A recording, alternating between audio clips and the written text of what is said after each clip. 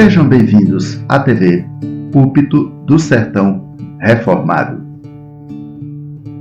Senhor Deus, nós estamos na Tua presença, nós louvamos o Teu nome, o Senhor ressuscitou e por isso nós vivemos no Senhor, grato pelo Teu sacrifício na cruz, gratos por Teu imenso amor, imensurável, amor que não se tem medida. Nós louvamos ao Senhor. Obrigado, Deus, porque há tanto tempo, nos Teus decretos eternos, um povo eleito pelo Teu sacrifício foi alcançado. Obrigado porque a Tua igreja aqui reunida faz parte dessa família, faz parte deste povo. Obrigado, Deus, por Teu imenso amor, que grande amor, que nos constrange, nada que possamos fazer como ato de gratidão pode alcançar esse tão grande amor. Que o Senhor receba todo esse culto que nós te fazemos, que nós te prestamos, fazemos isso com o coração agradecido, em nome de Jesus, amém. Amém. Assentemos, meus irmãos e minhas irmãs, em Cristo Jesus e prossigamos adorando, agora lendo mais uma vez a palavra de Deus, Apocalipse capítulo 5. E o Apocalipse capítulo 5 descreve o trono e o cordeiro. Apocalipse capítulo 5, e será o texto do sermão desta manhã, deste encontro pactual, dessa liturgia solene, congregacional, pública. Apocalipse capítulo 5, mais uma leitura doxológica, mais uma leitura como ato de adoração. Apocalipse, o capítulo 5. São 14 versículos e vamos ler, repito, como ato de adoração. O meu primeiro pastor, aquele que Deus usou para me pastorear no início da minha caminhada cristã, ele sempre usava aquela linguagem, vamos fazer uma leitura gostosa. Todos juntos. Vi na mão direita daquele que estava sentado no trono, um livro escrito por dentro e por fora, de todo selado com 7 selos. Vi também um anjo forte que proclamava em grande voz: quem é digno de abrir o livro e de lhe desatar os selos? Ora, nem no céu, nem sobre a terra, nem debaixo da terra, ninguém podia abrir o livro, nem mesmo olhar para ele. E eu chorava muito, porque ninguém foi achado digno de abrir o livro, nem mesmo olhar para ele. Todavia, um dos anciãos me disse: não chores. Todos juntos.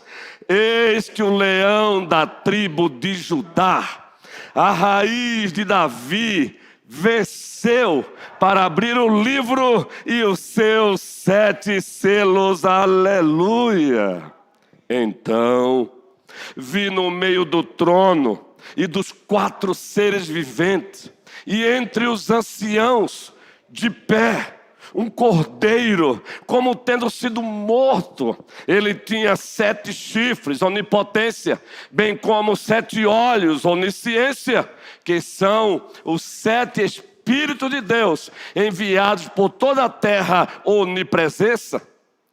Veio, pois, e tomou o livro da mão direita daquele que estava sentado no trono.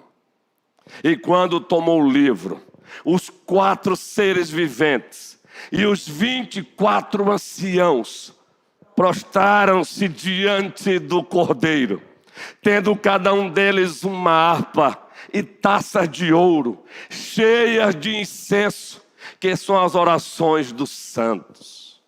E entoavam um novo cântico, dizendo, bem forte, igreja: digno és de tomar o livro e de abrir-lhe os selos, porque foste morto, e com teu sangue compraste para Deus os que procedem de toda tribo, língua, povo e nação. E para o nosso Deus os constituíste reino e sacerdotes, e reinarão sobre a terra. Vi e ouvi uma voz de muitos anjos ao redor do trono, dos seres viventes e dos anciãos, cujo número era de milhões e milhares de milhares, proclamando em grande voz, toda a igreja: digno é o Cordeiro que foi morto, de receber o poder e riqueza, sabedoria e força, e honra, e glória, e louvor. Então ouvi que toda criatura que há no céu e sobre a terra, debaixo da terra e sobre o mar, e tudo que neles há, estava dizendo, todos: aquele que está sentado no trono e ao Cordeiro, seja o louvor, e a honra, e a glória, e o domínio pelos séculos dos séculos. E os 4 seres viventes respondiam: também os anciãos prostraram-se e aqui estamos fazendo coro com todos eles, nesta manhã que é especial para nós, celebrando a Páscoa da nova administração da Aliança da Graça, celebrando a ressurreição do nosso Senhor e Salvador Jesus Cristo. O texto já foi lido no início, mas nós leremos novamente, porque algumas ovelhinhas de Cristo chegaram depois. Atentemos para a leitura. Eu desejo ler na Almeida atualizada, que a nossa abençoada sonoplastia possa projetar ali. Isso. Vi na mão direita daquele que estava sentado no trono um livro escrito por dentro e por fora, de todo selado com 7 selos.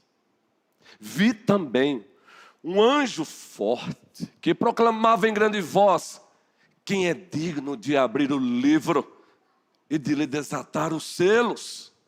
Ora, nem no céu, nem debaixo, nem sobre a terra, nem debaixo da terra, ninguém podia abrir o livro, nem mesmo olhar para ele. E eu chorava muito, diz o apóstolo João, porque ninguém foi achado digno de abrir o livro, nem mesmo de olhar para ele. Todavia, um dos anciãos me disse: não chores, eis que o leão da tribo de Judá, a raiz de Davi, venceu para abrir o livro e os seus 7 selos. Então, Manu, de João, vi no meio do trono e dos 4 seres viventes, e entre os anciãos, de pé, um cordeiro, como tendo sido morto. Ele tinha 7 chifres, a sua onipotência, bem como 7 olhos, a sua onisciência, que são 7 Espíritos de Deus enviados por toda a terra, a sua onipresença. Veio, pois, e tomou o livro da mão direita daquele que estava sentado no trono. E quando tomou o livro, os 4 seres viventes e os 24 anciãos prostraram-se diante do Senhor, do Cordeiro, tendo cada um deles uma harpa e taças de ouro cheias de incenso, as orações dos santos. Que são as orações dos santos, e entoavam um novo cântico, dizendo: digno és de tomar o livro e de abrir-lhe os selos, porque foste morto, e com o teu sangue compraste para Deus os que procedem de toda tribo, língua, povo e nação. E para o nosso Deus os constituíste reino e sacerdotes, e reinarão sobre a terra. Vi e ouvi uma voz de muitos anjos ao redor do trono, dos seres viventes e dos anciãos, cujo número era de milhões e milhares de milhares, proclamando em grande voz: digno é o Cordeiro que foi morto de receber o poder, a riqueza, e sabedoria, e força, e honra, e glória, e louvor. Então ouvi que toda criatura que há no céu e sobre a terra, debaixo da terra e sobre o mar, e tudo o que neles há, estava dizendo: Aquele que está sentado no trono e ao Cordeiro, seja o louvor e a honra e a glória e o domínio pelos séculos dos séculos. E os 4 seres viventes respondiam, amém. Que deve ter sido um coral lindo. Também os anciãos prostraram-se e adoraram. O trono e o Cordeiro é o tema do sermão. E quando falamos do trono e o Cordeiro, queremos aqui trazer à tona rapidamente o sermão que deste púlpito pregamos há mais ou menos 15 dias, em Apocalipse capítulo 4.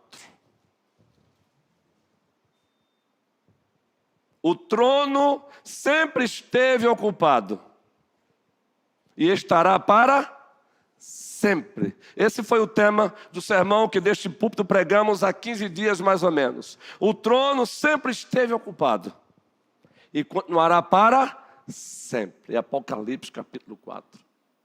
E por que escolhemos esse tema e pregamos essa mensagem há 15 dias aqui? Com esse tema. O trono sempre esteve ocupado e estará para sempre. E baseado em Apocalipse 4.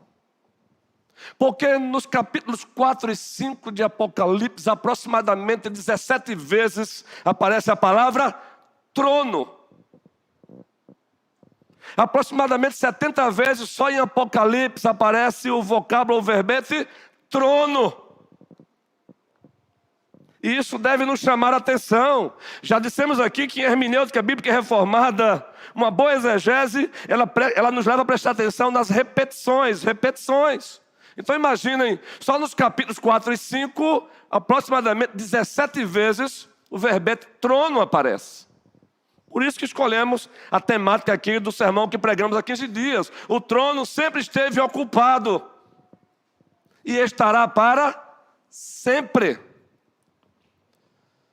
E como introdução do sermão desta manhã, queremos relembrar alguns pontos do sermão que já foi pregado aqui. Dissemos aqui, em alto e bom som, que o trono existe. É assim que começa o capítulo 4. João é tomado para as alturas. João recebe uma visão, revelação do terceiro céus. E ele vê um trono e alguém assentado nesse trono. Então o trono existe, nós pregamos aqui. Segundo, falamos sobre a eternidade do trono. Pois aquele que está sentado no trono, no próprio livro de Apocalipse, ele vive pelos séculos dos séculos. Então o trono é eterno. Ele não teve começo, ele jamais terá fim. Falamos também deste púlpito que o trono, ele tem uma abrangência governamental. Do trono, Deus governa o macrocosmo, Deus governa o microcosmo. Ele governa os pássaros, ele governa os reis, ele governa os presidentes, ele governa os ricos, ele governa os pobres, ele governa até os diabos. Porque ele é Deus e ele está no trono. Falamos aqui também que esse trono tem características, foi o quarto ponto, Annalise. Por exemplo, o trono é um trono de justiça, está lá em Apocalipse 4. É um trono de retidão, Apocalipse 4. É um trono de santidade, Apocalipse 4. Claro, corroborado por todas as escrituras, colaborado por todas as escrituras. E encerramos o sermão aqui que pregamos há 8 dias, em Apocalipse 4. Falando sobre aquele que está no trono, deve ser sempre adorado. Vocês perceberam a repetição da adoração aí? Depois que o Cordeiro toma no capítulo 5 o livro daquele que está em Apocalipse 4, ele é encontrado adorando, sendo adorado. Em Apocalipse 5, quantas vezes encontramos o refrão: digno é o Cordeiro, digno é o Cordeiro. Digno é o Cordeiro. Repito, uma boa hermenêutica, uma boa exegese, nos foi ensinado que atentem para as repetições. Deus está dizendo, isso aqui é importante, mas isso aqui é muito mais importante. Fica esse princípio hermenêutico. Toda a repetição na Escritura é Deus dizendo para o seu povo: isso aqui é importante, mas isso aqui é muito mais importante. E observe que há repetição no capítulo 4, no capítulo 5. Digno é o Cordeiro, digno é o Cordeiro, digno é o Cordeiro. Então aquele que está no trono deve ser sempre adorado. Só que no capítulo 4, até então, a gente só percebe um trono e alguém assentado nele. E aí pregamos: o trono existe, o trono é eterno, a abrangência governamental do trono, as suas características, justiça, retidão, santidade, etc. E quem está no trono deve ser sempre adorado. Mas quando chega no capítulo 5, não é só mais o trono que é percebido. O narrador narra que é visto um cordeiro aonde? No meio do... Vamos ler o texto de Apocalipse 5 no início?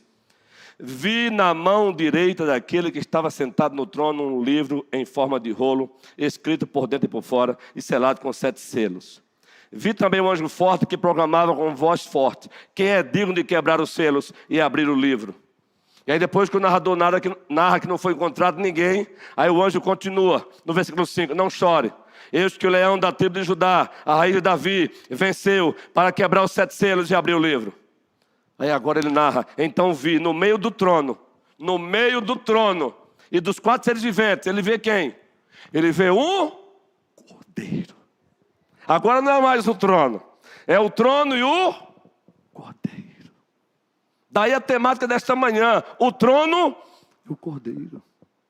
E quando João, o apóstolo, impelido pelo Espírito Santo, ele faz menção de um cordeiro, ele está seguindo uma linha da teologia bíblica, da aliança, uma continuidade revelacional. Ele está evocando a referência dos cordeiros do Antigo Testamento, que apontavam para o Cordeiro de Deus que tira o pecado do mundo. Então ele vê o trono, mas agora ele vê um cordeiro no meio do trono.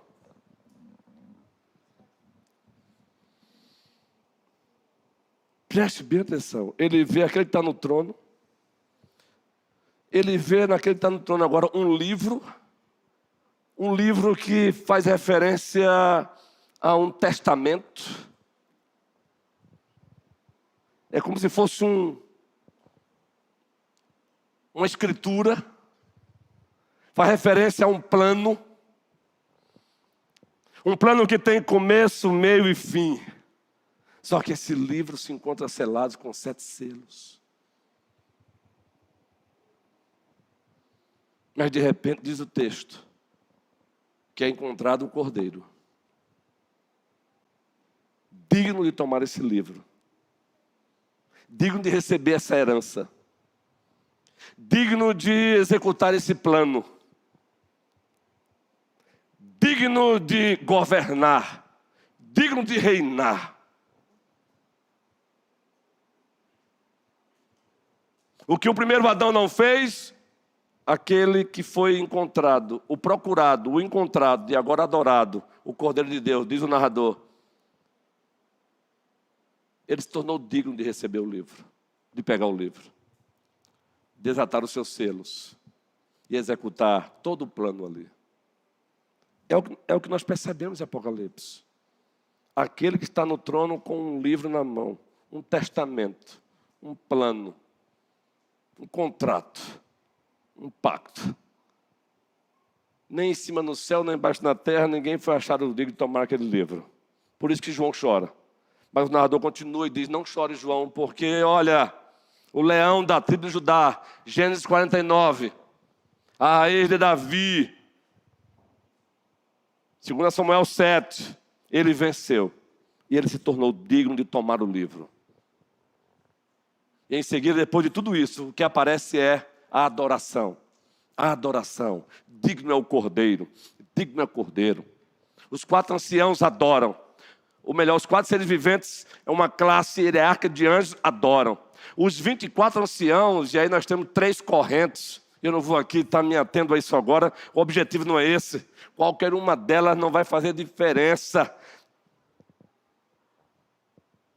Se é uma representação da igreja veterotestamentária e neotestamentária, amém. Se é uma referência a uma outra classe hierárquica de anjos de Deus, também amém. Os 24 anciãos são encontrados também adorando. Toda criatura que há em cima dos céus e embaixo da terra é encontrada adorando. Milhões e milhões e milhares de anjos são encontrados adorando. Adorando a quem? Aquele que está sentado no trono e ao Cordeiro. É assim que nos é apresentado o Apocalipse 5. No 4, o trono. No 5, o trono e o Cordeiro. O Cordeiro como único foi encontrado. Aquele que foi procurado, encontrado, de tomar o livro. Agora sendo adorado. Porque ele venceu para isso. Estamos apenas tentando compactar a narração apocalíptica do capítulo 5. Para a partir daí trabalhar o tema desta manhã. O trono e o Cordeiro. E daqui queremos extrair 3 verdades importantíssimas sobre o capítulo 5, o trono e o Cordeiro. O capítulo 5 que continua falando daquele que está no trono. Mas agora dentro da revelação progressiva, fala que ele tem um livro na sua mão. Testamento, herança, plano, contrato. Mas agora dentro da revelação progressiva, nos é dito que uma pergunta foi feita: quem é digno de pegar o livro? Ninguém foi encontrado digno. E aí choro, lamentação, e agora? Mas de repente uma outra voz aparece e diz: não chore, João, porque o leão da tribo de Judá venceu para isso. A raiz de Davi venceu. E ele se achou digno, reverendo Edivânio, de tomar o livro e desatar os seus selos. Então não chore. E agora sendo adorado. 3 verdades aqui extraídas desse capítulo 5. O trono e o Cordeiro. Com a corroboração de todas as escrituras. E como a palavra não é a mesma coisa, também com a colaboração de todas as escrituras. Nós temos corroboração e temos colaboração ao mesmo tempo. Parecem ser a mesma coisa, mas elas se complementam e uma avança sobre a outra. Primeira verdade é quando lemos Apocalipse 5. Primeira verdade precisa ser aqui destacada. João Gabriel. Talita. Maria. Mel. Maia. Helena.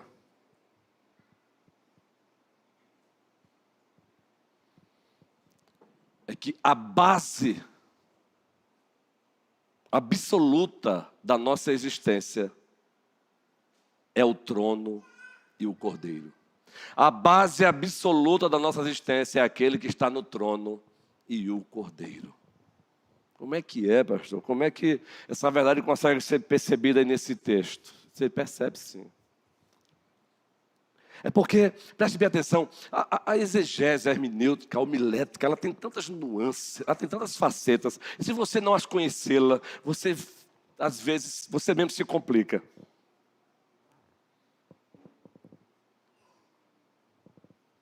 Ela tem umas peculiaridades assim que é muito gostosa demais. É por isso que não dá. No mesmo capítulo 5, você pega 10 pastores, você vai trazer aqui, e cada um vai pegar um sermão e vai destacar um prisma do capítulo 5.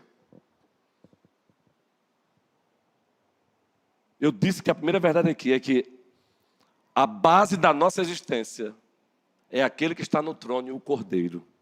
Mas como assim? Então vamos explicar. Quando você estuda cosmogonia, podemos chamar assim, é uma ciência que estuda a origem do cosmos, do universo. Quem trouxe o cosmos à existência? Qual é a causa disso? Aí você se volta para a cosmogonia mesopotâmica, eles têm lá a explicação deles. Politeístas, é claro. O Deus tal com o Deus tal, brigou com o Deus tal, e o sangue desse Deus tal criou isso. Você vai para... Preste bem atenção. Cosmogonia grega, a mesma coisa. Eles têm também eles tentam uma explicação. A cosmogonia grega mitológica. O Deus tal, o caos que surgiu, o Deus tal foi lá e formou. Você vai para a cosmogonia egípcia, a mesma coisa. Eles tentam dar uma explicação da origem de tudo. Vindo para os nossos dias, a ciência hoje, às vezes ultrapassa os limites e tenta dizer a origem de tudo, e aí vem com essa conversa de Big Bang para cima da gente. E o que tem de jovens indo para a faculdade, saindo de lá, crendo no evolucionismo, não é brincadeira. Só que evolucionismo e Bíblia são excludentes, são inimigas. Não tem lugar mesmo nem para o evolucionismo teísta. Não vou explicar isso aqui agora, não. O evolucionismo teísta é aqueles que dizem que Deus criou tudo por meio de uma evolução. Também não tem lugar para isso. Você vai para os filósofos, os pré-socráticos, e eles tentam encontrar o princípio de tudo. Um diz a água, o fogo. Os filósofos da época de Sócrates até que pensavam no transcendente, mas nunca conseguiram chegar ao Deus pessoal das Escrituras. Sócrates. Platão, seu discípulo, foi um pouco além, falando sobre a teoria das ideias, das formas, para os estudantes aí, que fazem concursos aí. Você vai para Aristóteles, na mesma tentativa, a metafísica de Aristóteles, tentando dar explicação de tudo que existe. Você vai para os filósofos modernistas ou contemporâneos, vai encontrar ateus como Richard Dawkins. Não. Só existe o que você vê. Deus não existe. Mas a Escritura Sagrada diz que aquele que está no trono é o Cordeiro. Ele é a causa última da nossa existência. Ele é a causa eficiente da nossa existência. O que é que diz Apocalipse capítulo 4, versículo 11? Qual é a razão que leva os 4 seres viventes a adorarem aquele que está no trono? Qual a razão que eles usam qual a razão para os 24 anciãos adorarem aquele que está no trono? Apocalipse 4:11 diz o que, gente? Vamos ler juntos. Tu és digno, Senhor e Deus nosso, de receber a glória, a honra e o poder, porque todas as coisas tu criaste, sim, por causa da tua vontade vieram a existir e foram criadas. Aquele que está no trono, o Cordeiro, é a base da nossa existência. Nós não somos fruto da cosmogonia mesopotâmica. Nós não somos frutos de uma ação de vários deuses. Nós não somos fruto da cosmogonia egípcia, também uma ação de vários deuses. Nós não somos frutos, queridos, de algumas cosmogonias científicas. Nós não somos fruto do Big Bang. Nós somos fruto daquele que é o Elohim, de Gênesis 1:1. No princípio criou Deus os céus e a terra. Então, aquele que está no trono e o Cordeiro é a base da nossa existência. Ele é a causa última, ele é a causa eficiente. Ele não só nos idealizou antes da fundação do mundo, ele também nos trouxe a existência. No princípio, criou Deus, os céus e a terra. Pelo menos essa parte do texto é a parte mais decorada em hebraico pelos pastores. Bereshit bara Elohim. E o rim mesmo é assim, é quase que estendido. Bereshit bara Elohim, que é o plural de El, o Deus majestoso, aquele que se baixa em si mesmo. Aí você abre a Bíblia em João, o Evangelho, 1º capítulo. Nós encontramos a seguinte narração: no princípio era o Verbo. O Verbo estava com Deus. E o Verbo era Deus. E ele repete: e ele estava no princípio com Deus. Agora observe o versículo 3. Todas as coisas foram feitas por Ele. E sem Ele, nada do que foi feito se fez. Todas as coisas foram feitas por Ele. E Ele quem? O Verbo. Todas as coisas foram feitas por meio dele. Ele quem? O Verbo. O mesmo Cordeiro que nos é apresentado em Apocalipse 5. Por isso que a base da nossa existência é o trono e o Cordeiro.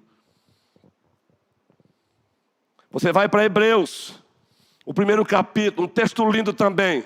E o narrador começa assim: havendo Deus outrora falado muitas vezes e de muitas maneiras aos pais pelos profetas, nesses últimos dias nos falou pelo Filho. Observem, a quem constituiu o herdeiro de todas as coisas, e a última parte, pelo qual também fez o universo. Então, em Apocalipse 5, o que nós temos ali também de mensagem, preste bem atenção. Em Apocalipse 5 você tem uma ideia central e você tem uma pluralidade de ideias subordinadas à principal. E uma delas é a base da nossa existência, é aquele que está no trono e o Cordeiro. Aí você vai para Colossenses, o primeiro capítulo, o versículo 16. Inclusive, o Projeto Sola compôs um hino com base em Colossenses. Colossenses, o primeiro capítulo, versículo 16. O que é que diz aí? Todos juntos.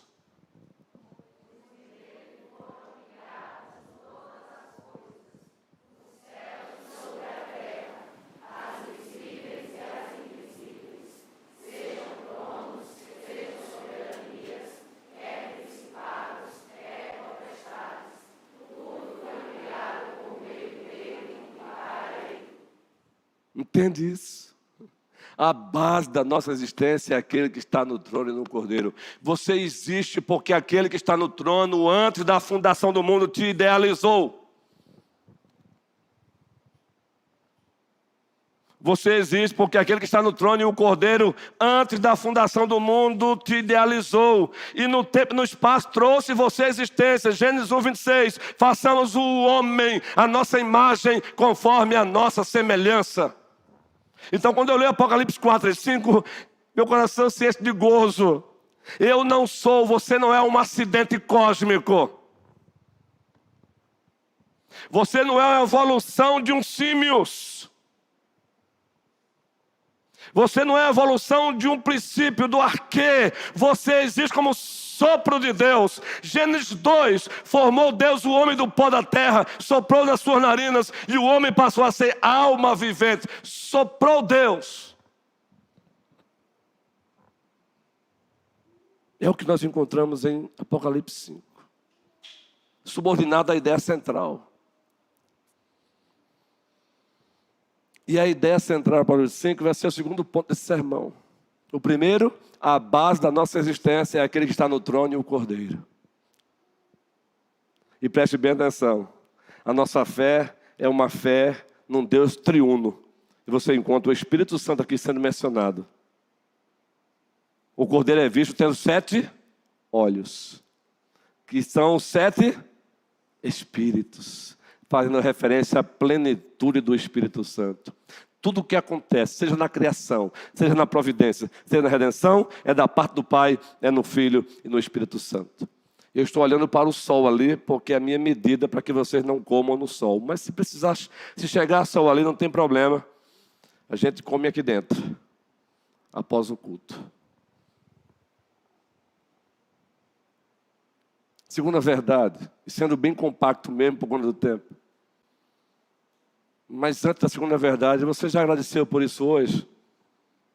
Você já agradeceu? Você já relembrou que você não é um acidente cósmico? Você não tem nada a ver com a cosmogonia mesopotâmica. Você não tem nada a ver com a cosmogonia egípcia grega. Você não tem nada a ver com os filósofos de Mileto, Teles e outros mais. Você não tem nada a ver com os filósofos ateus. A sua base é aquele que está no trono e o Cordeiro. É Ele. Segunda verdade. A segunda verdade é o centro do texto aqui. É a ideia central. Deus trouxe o mundo perfeito à existência. Mas no capítulo 3 nos é dito que aconteceu uma tragédia, a pior tragédia debaixo do sol aconteceu, a queda. Gênesis 3. E como nós somos confessionais, nós temos instrumentos de interpretação. Nós temos um resumo do que a Bíblia fala sobre a queda. A nossa confissão de fé de Westminster, mas no caso aqui os catecismos maior e menor. E tem uma linguagem muito linda que o catecismo maior usa. A queda dos nossos pais, Larissa, Adão e Eva, conduziu toda a humanidade a um estado de pecado e miséria. Estado de pecado e miséria. Uma é a causa, a outra é a consequência. Estado de pecado e miséria. Aconteceu isso. Então o homem agora deixou de atentar para o fato de que a base da existência dele é aquele que está no trono, o Pai, o Filho e o Espírito Santo. Aí entra a segunda verdade de Apocalipse 5. A base da nossa redenção é aquele que está no trono e o Cordeiro. A base da nossa redenção não é a nossa fé. A base da nossa redenção não tem nada a ver com as boas obras. A base da nossa redenção não tem a ver com o tempo de membro da igreja. A base da nossa fé é aquele que está no trono, que é santo, santo e santo. E ele não terá por inocente o culpado. Mas ao mesmo tempo, ele resolveu nos amar, ele decidiu nos amar. E como ele poderia então agora nos salvar? Mandando um substituto. E esse substituto não foi encontrado entre os homens descendentes de Adão. Tinha que ser alguém representando a humanidade, mas jamais descendente de Adão. Por isso que ele foi concebido no ventre de Maria, sem o sêmen do homem. Concepção virginal e nascimento virginal. Ele é santo. Salmo 24. Quem pode comparecer diante desse Deus? É você? Você acha que você está na presença de Deus porque você é bonzinho? Porque você é legalzinho? Pense numa geração carregada de empáfia nesses últimos dias. Cristãos carregados de empáfia, meus irmãos. Parece que é a nossa intelectualidade que vai nos levar para o céu, meu irmão. É aquele que está no trono e o Cordeiro é Jesus Cristo. João, 1º capítulo, versículo 19, quando Jesus se aproxima, João, o Batista diz: eis o Cordeiro de Deus que tira o pecado do mundo. Quando João evoca e diz, eis o Cordeiro de Deus, ele está pensando em Êxodo, capítulo 12, a Páscoa veterotestamentária. Quando Deus decidiu tirar o povo das garras do Egito, ele disse: cada família vai matar um cordeiro sem defeito. Vai pegar o sangue e fazer o que, gente? Molhar os umbrais da porta. Quando o anjo da destruição, ira de Deus, chegar e ver o sangue, passará por cima. Daí a palavra Páscoa. Passará por cima. Esse sangue lá de Êxodo 12 tipificava o sangue de Jesus Cristo, que anos depois seria derramado no Calvário. Por isso que João diz: eis o Cordeiro de Deus que tira o pecado do mundo. Se você é daqueles que está dizendo assim, eu estou tentando me salvar, você está redondamente enganado. Você não conseguirá nunca. Quem salva é Jesus Cristo. O que você tem que fazer é desenvolver a salvação que Ele te deu. Filipenses 2. Desenvolver a vossa salvação. É pela graça sois salvos, mediante a fé. Isso não vem de vós, é dom de Deus. Tem alguém no trono, é o nosso Deus, aquele que é santo, santo, santo. Isaías 6. Ele tem um livro na mão. Testamento, plano, contrato. Ninguém foi achado digno. Quem foi achado digno?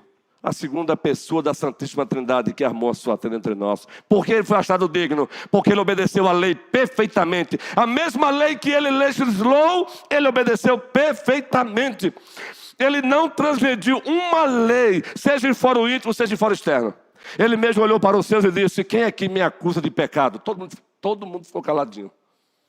O escritor aos Hebreus diz: ele foi tentado em todas as coisas, mas não pecou. Por favor, em o nome de Jesus Cristo, pare de olhar para o teu umbigo e achar que você está na presença dele por causa de você. Em o nome de Jesus Cristo. Sabe, nós olhamos para o outro com empáfia porque de fato é fruto dessa empáfia espiritual. Pare de achar que é mérito teu. É dele, somente dele, Jesus Cristo, e para sempre. É o Cordeiro. Ele olhou e viu um Cordeiro como tendo sido morto. Porque de fato ele morreu há mais de 2.000 anos. E por favor, o principal sofrimento de Cristo não foram os pregos. Porque se fosse, outros tantos haviam morrido lá também semelhante a ele, queridos.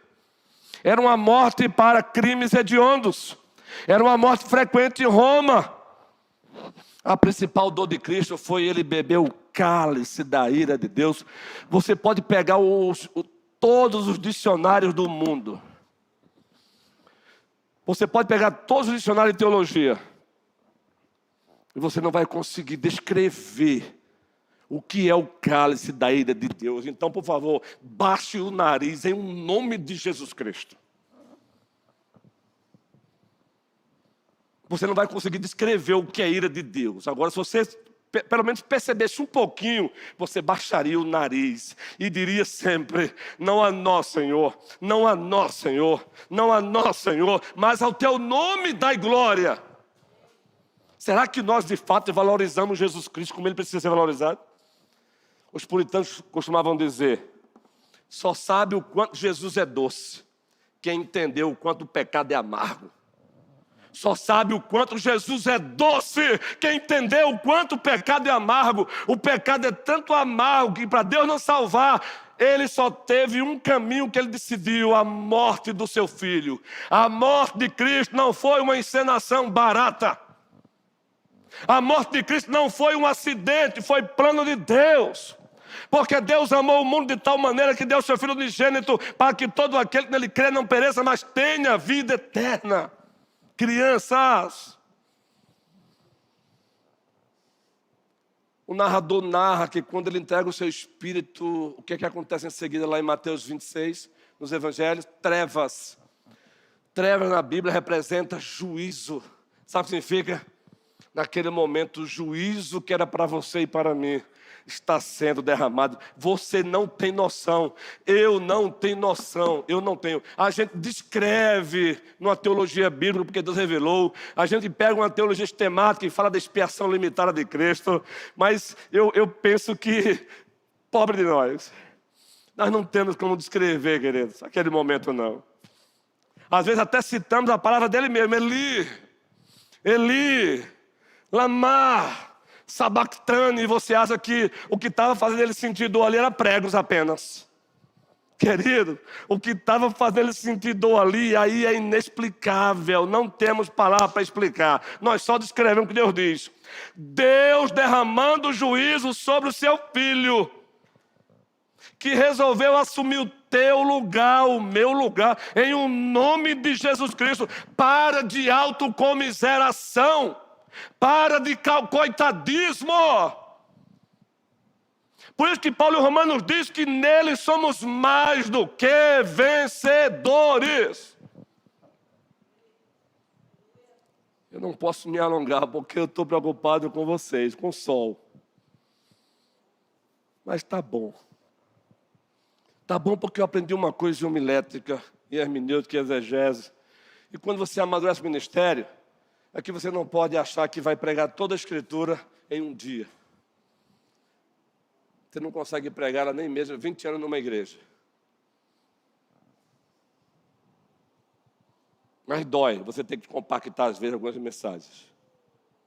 Qual é a primeira verdade de Apocalipse 5? Dentre 1 trilhão de verdades em Apocalipse 5, a primeira: a base da nossa existência, aquele que está no trono e o Cordeiro. A base da nossa redenção é aquele que está no trono e quem? E o Cordeiro, é Ele. Estavam participando da Juvep, gente, foi a primeira, eu sou rato, eu não sei se a expressão correta é essa, rato de conferência. Rato de conferência, minha esposa sabe, já gastamos dinheiro com conferência.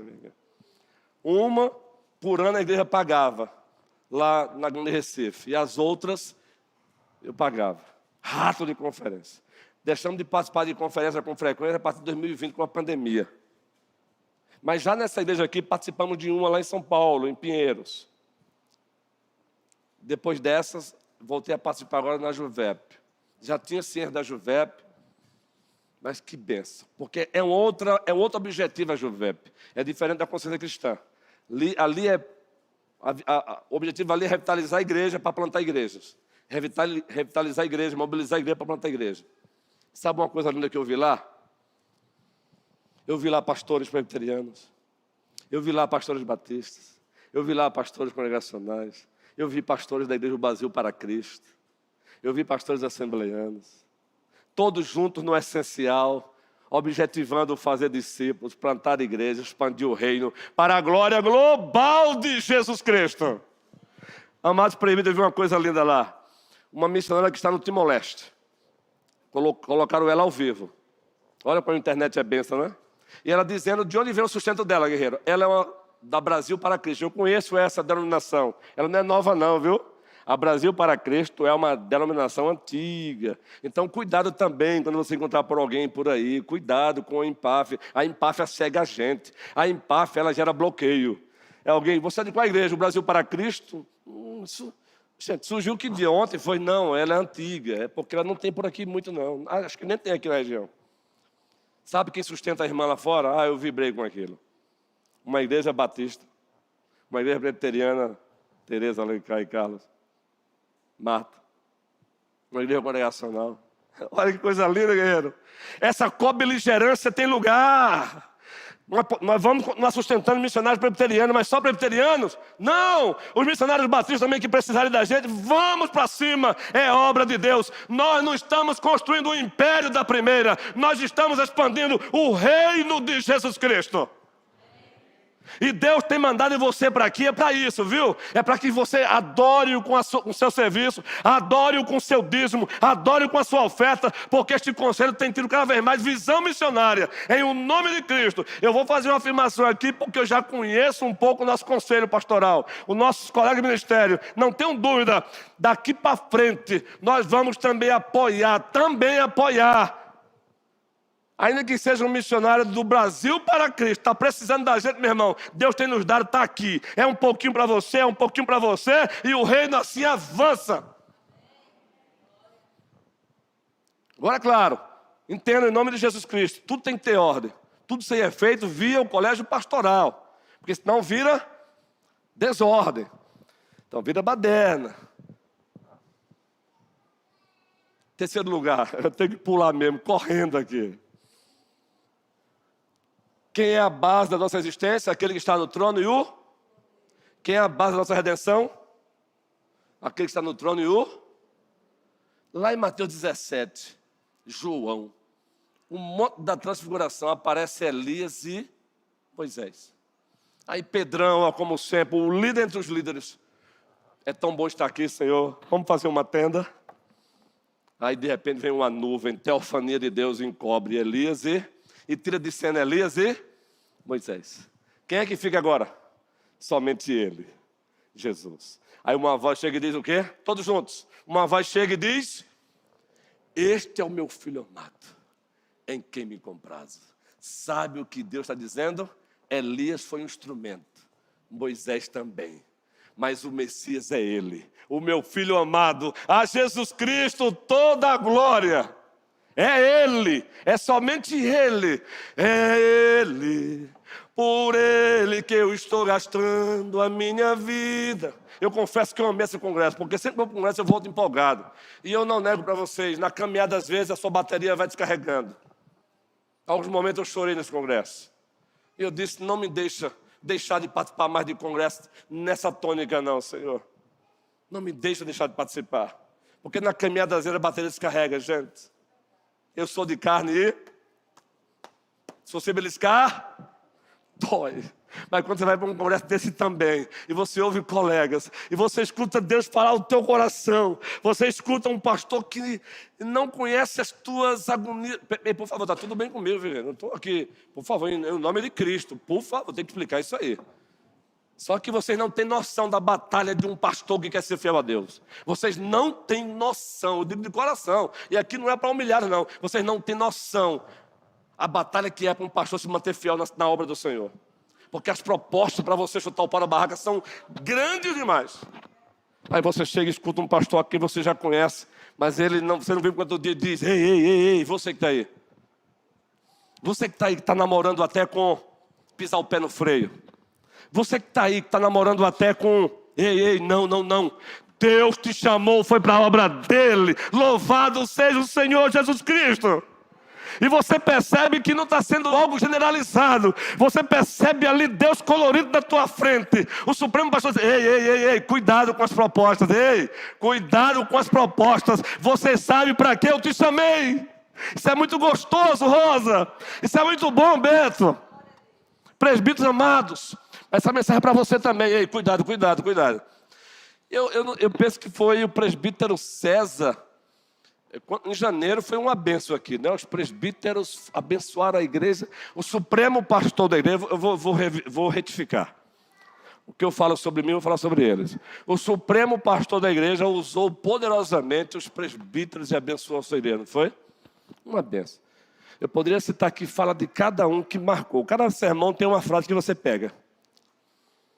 Salvo engano, foi o presbítero César que usou uma expressão assim: você é um missionário disfarçado de advogado. Não foi? Foi? Você é um barbeiro disfarçado de... Você é um missionário disfarçado de barbeiro. Você é um empresário, você é um missionário disfarçado de empresário. Você é operador de direito, você é um missionário disfarçado de operador de direito. O que significa isso? É que tua missão principal é anunciar Jesus Cristo. Então você faz tudo isso, mas o fim principal é anunciar Cristo. E eu encerro com o terceiro ponto. Misericórdia, o horário me deixa agoniadinho. A base da nossa existência é aquele que está no trono e o Cordeiro. A base da nossa redenção, aquele que está no trono e o Cordeiro. E a base do fim principal da nossa existência é aquele que está no trono e o Cordeiro. Eu estava ontem pensando, meu Deus, que sentido tem as pessoas colocarem como fim construir casas e mais casas, Eu estava ontem sozinho refletindo, ouvindo a pregação do pessoal, casas e mais casas. O problema não é você construir casa, o problema não é você ter mais uma. A pergunta é, construindo mais uma para quê? É para quê? Vocês estão me entendendo, por favor, se você está construindo, o cara continue, viu? Se você quer mais uma, continue. A pergunta não é essa, a pergunta é, mas para quê? O reino de Deus vai ganhar o quê? Com mais uma casa, com mais uma casa, com mais um carro. O quê? Essa é a pergunta. A base do fim principal da nossa vida é aquele que está no trono e o Cordeiro. Você encontra com frequência Apocalipse 5. Digno é o Cordeiro. Digno é o Cordeiro. Digno é aquele que está no trono e o Cordeiro. Apocalipse 5. Então vamos lá, vou dar um exemplo da casa aqui para que ninguém saia daqui triste quem estiver construindo casa. Eu também preciso construir a minha, viu? Agora, para que eu quero construir minha casa? E depois construir uma casa, eu quero construir mais outra, mas para quê? O reino de Deus vai ser beneficiado com isso por quê? Porque acumular por acumular e pensar numa estabilidade, queridos, nossa estabilidade é aquele que está no trono e o Cordeiro, Jesus Cristo! Eu não estou ensinando ninguém a ser irresponsável. Agora é colocar ordem na casa. Para você entender o que eu quero dizer, eu li num livro recentemente sobre liderança. Uma ovelha procurou seu pastor, uma ovelha que é empresário, procurou seu pastor e disse, pastor, eu vou parar com a minha empresa, está bom demais. Eles tinham liberdade, só na minha conta hoje eu tenho X milhões. Então para que mais? E ele esperando que o pastor dele dissesse, é verdade, guerreirão? Fecha tudo e te dedica na obra. Aí o pastor disse, isso foi real, viu? Não, você vai continuar. Você vai abrir mais empresa. Agora, ele investiu na causa, viu? Tantos por cento do lucro da empresa na obra. Aí o pastor disse, não, você vai continuar. Você vai abrir até mais empresa. Aí a ovelha disse, agora pronto. É teologia da prosperidade? Não. Quem tem mantido também os obreiros na obra é o lucro da tua empresa. Então você vai abrir mais empresa ainda para gerar mais lucro. Agora esse lucro tem que ir para a obra do Senhor. O problema é que as pessoas querem ter lucro e esse lucro fica apenas para o seu umbigo. Esse é o problema. O problema não é ter o dinheiro. O problema é o dinheiro ter você. Quer comais, quer bebais ou façais qualquer outra coisa, façam tudo para a glória do Senhor. Porque dele, por meio dele, para ele são todas as coisas, a ele a glória eternamente. Amém. A base do fim principal da nossa vida é aquele que está no trono e no Cordeiro. E eu refletindo lá ontem, meu Deus, não me deixe eu me perder nessa caminhada não. Até porque a gente vive até no meio, não é problema não. O irmãozinho chega para você, e aí? Vai fazer uma casa quando? E aí? Mas depois faça outra. E aí? E não sei o que. E você vai ficando até aperreado. Eita, já estou com 50 anos. Eita, e agora? Ai, eita. É sério, gente. Você começa a adoecer às vezes. Construa a sua casa. Agora, por favor, pense na finalidade dela. Compre o seu carro. Agora, quando a igreja precisar do seu carro para ir fazer uma obra dele, aí eu quero perguntar a você se o carro é seu ou de Deus.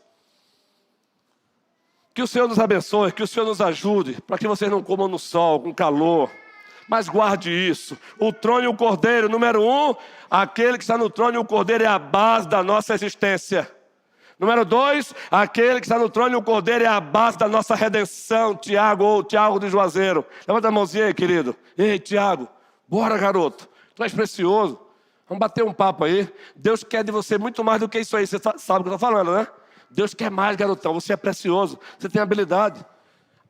Terceiro, analise. A base do nosso fim principal é Deus e aquele que está no trono. Eu quero botar a Annalise na melhor faculdade. Bote. Mas o melhor legado é você dizer: eu quero deixar a Annalise conhecendo o meu Deus.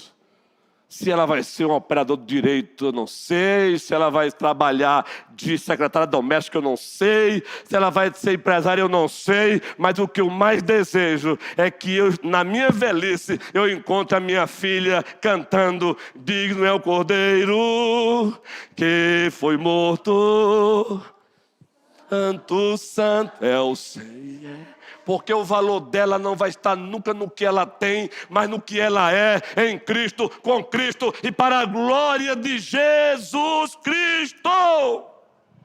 Que o Senhor nos abençoe.